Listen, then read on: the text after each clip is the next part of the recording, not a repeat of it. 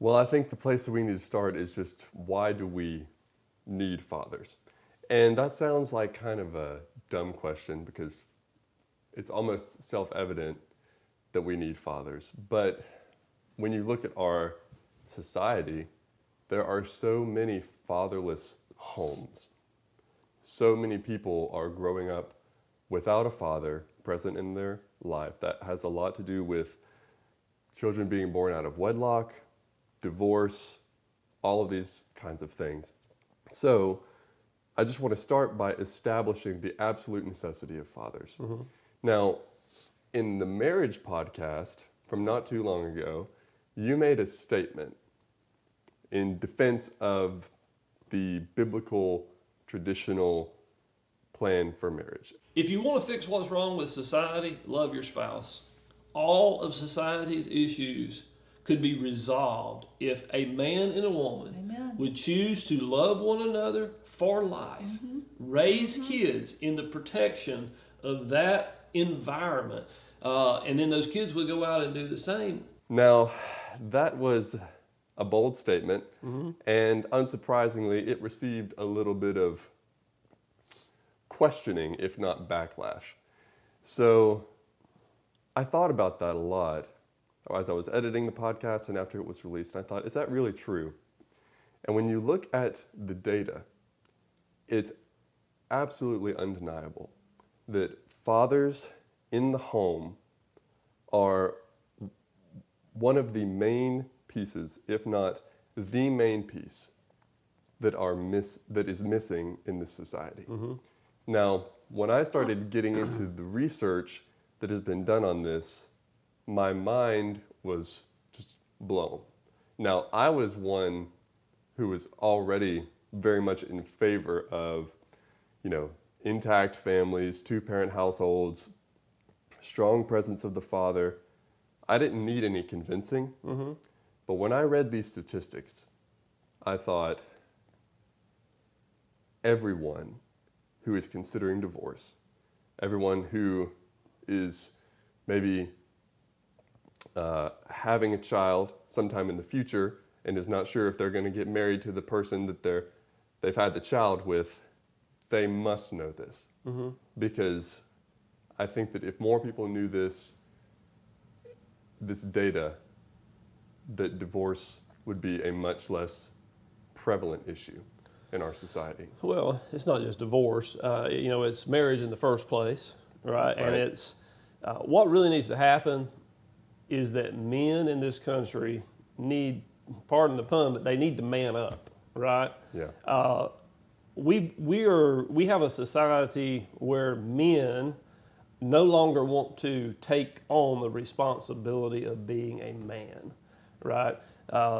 We don't want to take on responsibility at all. And maybe it's just because people haven't been challenged that way. The Jordan Petersons of the world have gotten a lot of response when he basically said, hey, why don't you take responsibility for yourself? Right. That seems to have resonated. And I think there's a reason. We were built that way. When we take responsibility for our wives, our kids, ourselves, there's a great sense of satisfaction in that. That's what men were built to do. Yeah. God created us to do that. He did not create us to lay on the couch and play video games all day. That is not what men were created for. Mm-hmm. And so, we have got to accept the responsibility that God has given to us. And if you look at society, the quote there about men loving their spouses and raising their kids in an environment where they love one another would solve the world's problems. I mean, I firmly believe that, but the man we're going to have to take responsibility for that, right? We can't blame our wives for not doing something. We can't blame our kids for not doing something. We have to take the responsibility. The buck has to stop with us. Yes. That's the bottom line. When it comes to family, the buck has to stop with a man. That's how God intended it. That's not saying anything negative towards women. Women have a very integral role in that. They have equal value in that, but they have a different role.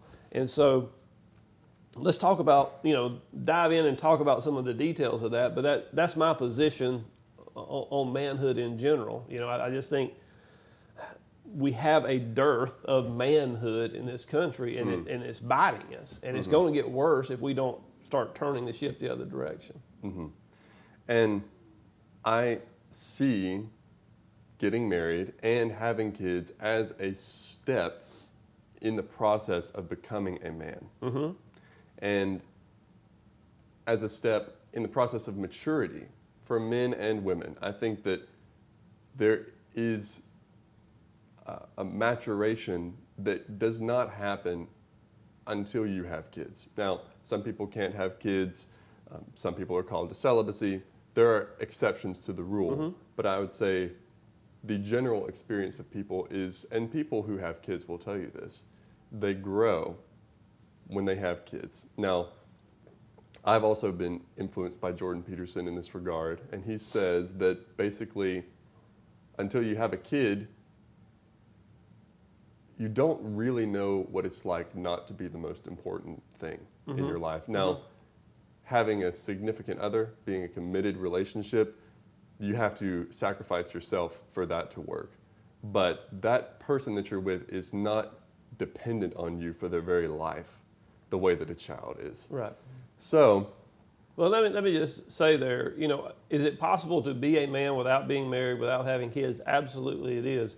I just think those things speed the development, right?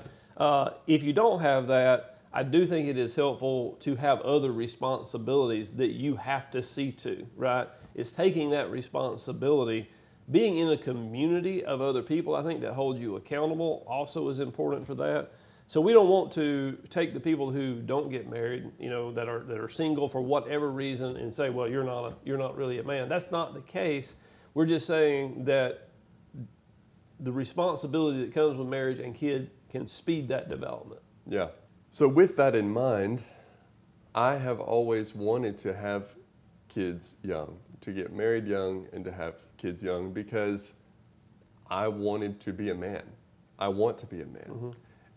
When Courtney and I were telling our friends that we're pregnant, one of my friends said, "You have wanted this since I first met you." And this is a friend who I met when I was 17. And it's just because, I mean, like a lot of kids, I would hope, I wanted to grow up. I wanted to become an adult, and I saw having kids as a necessary part of that. Now, I see increasingly that kids don't seem to want to grow up. There is a desire for this prolonged adolescence that's manifested in many ways. You mentioned video games. That's a big one for men. I don't think that grown men can't play video games, but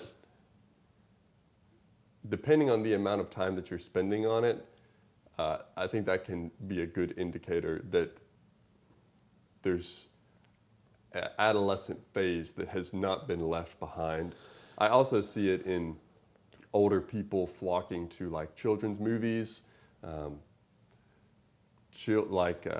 particularly Disney movies and that kind of thing. I see more and more people my age and older who have the obsession with Disney that you would expect from a child, who are more excited than their kids to go to Disney World. Now, Disney World may be fun and all like that, but as I've grown up, I've seen more and more of this, and it's concerning to me, this tendency toward prolonged adolescence.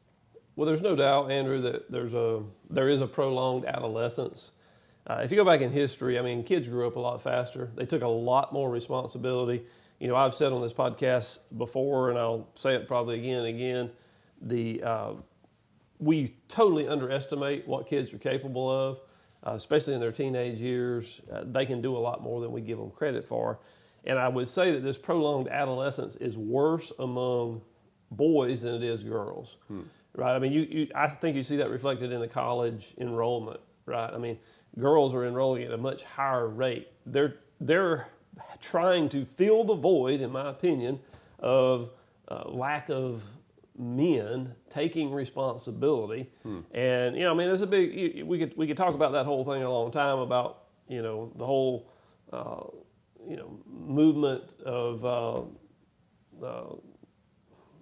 femininity.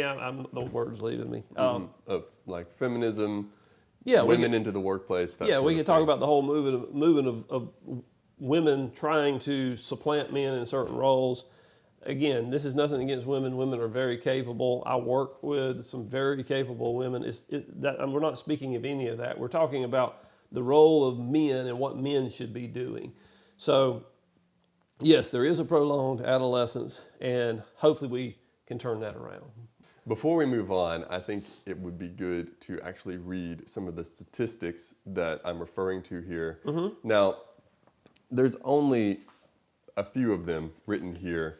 There are many more compiled in a book called The Boy Crisis, which is by Warren Farrell and John Gray.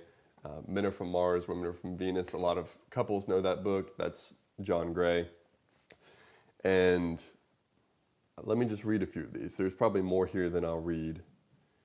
Children with father loss have, by the age of 9, a 14% reduction in telomere length, the most reliable predictors of life expectancy. In addition, the telomere loss is 40% greater for boys than for girls. So basically what that means is that people without fathers have a shorter life expectancy.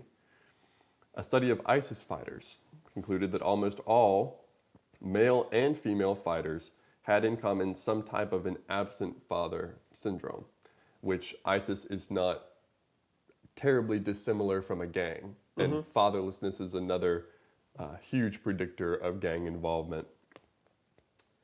I love this one because it seems so biological, so primal. The more frequently a father visits the hospital of an infant who is born prematurely, the more quickly the infant is released from the hospital, and the better the infant's social, personal development and ability to adapt. Yeah, those kind of things there are very difficult for us to explain with science. You know, all we can really say at this point is that God created the need in babies for a father, right? We would not even understand that particular statement there. We would not understand how a baby even tells the difference between a mom and a dad. But there is something going on there that speaks to that. Yeah. Living in a home without a dad has a greater correlation with suicide among teenagers than any other factor. By first grade, boys and girls raised in families with fathers present had significantly higher IQ scores than those in families where fathers were absent. When 172,000 children's well-being was measured through a combination of how well they did psychologically, socially, and with their physical health, children with equally shared parenting did much better than those in sole parenting or primary parent arrangements, and almost as well as those in an intact family. Among youths in prison, 85% grew up in a fatherless home. Prisons are basically centers for dad-deprived young men. Here's an economic one. Children who were born poor and raised by both married parents had an 80% chance of moving to the middle class or above.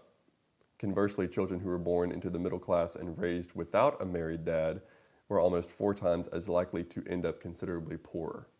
So what that means is a father in the home basically equals upward mobility. And a father not in the home equals downward mobility. I'll read one more. Father involvement is at least 5 times as important in preventing drug use than closeness to a parent, parental rules, parent trust, strictness, or a child's gender, ethnicity, or social class. So there's more here. There's many more in the book. I recommend the book for the appendix that contains these statistics alone. So here's basically what you're looking at.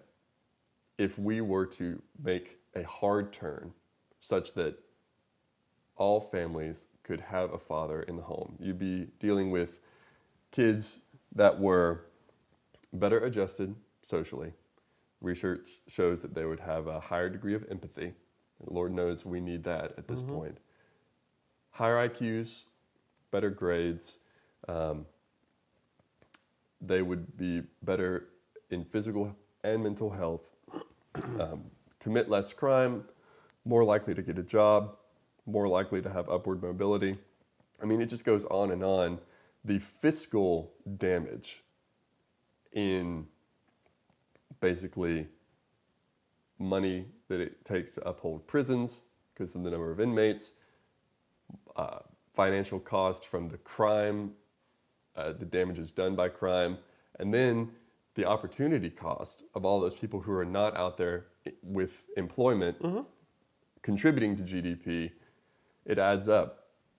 And then you have to think about the military costs when you're dealing with groups like ISIS and such like that. So economically, socially, and then just from a human flourishing perspective, all metrics that you can possibly imagine would be improved if a father would be in the home, an intact family, mom and dad, with the kids, being raised in that environment.